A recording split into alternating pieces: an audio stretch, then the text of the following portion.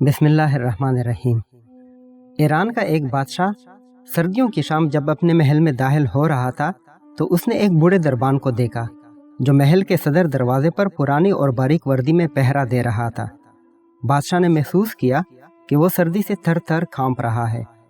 बादशाह ने उसके करीब अपनी सवारी को रुकवाया और उस ज़ईफ दरबान से पूछने लगा, सर्दी नहीं लग रही?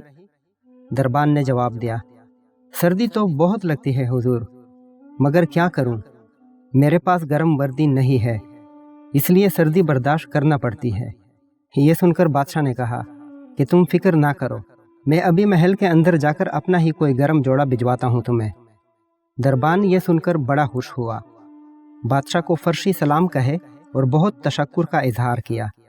लेकिन बादशाह जैसे ही अपने गर्म महल में दाखिल हुआ तो अपने बीवी बच्चों के साथ ऐसा मशगूल हुआ कि दरबान के साथ किया हुआ वादा भूल गया। सुबह दरवाजे पर उस बूढ़े दरबान की अकड़ी हुई लाश मिली और करीब ही मिट्टी पर उसकी यह बस्ता उंगलियों से लिखी गई ये तहरीर भी, बादशाह सलामत, मैं कई सालों से सर्दियों में इसी नाजुक वर्दी में दरबानी कर रहा था, मगर रात को आपके गर्म लिबास देने के वादे की वजह से मुझसे सर्दी बर्दाश्त नहीं हो रही। मुझे नहीं लगता कि मैं सुबह तक जिंदा रह पाऊंगा। शायद आज की ये सर्दी मेरी जान ही निकाल देगी। और वाकई ऐसा ही हुआ। बादशाह के वादे और उम्मीद ने दरबान की जान निकाल दी थी।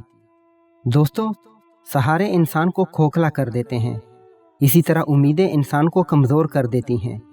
अपनी ताकत के बलबूते जीना शुरू कीजिए। सहारों की बैसाखियाँ फेंक कर अपनी ताकत आजमाएं, कामयाबी ज़रूर मिलेगी। बस सब्र का दामन हाथ से नहीं छूटना चाहिए। अल्लाह हम सब की जायज़ मुश्किलात हल करे। आमीन।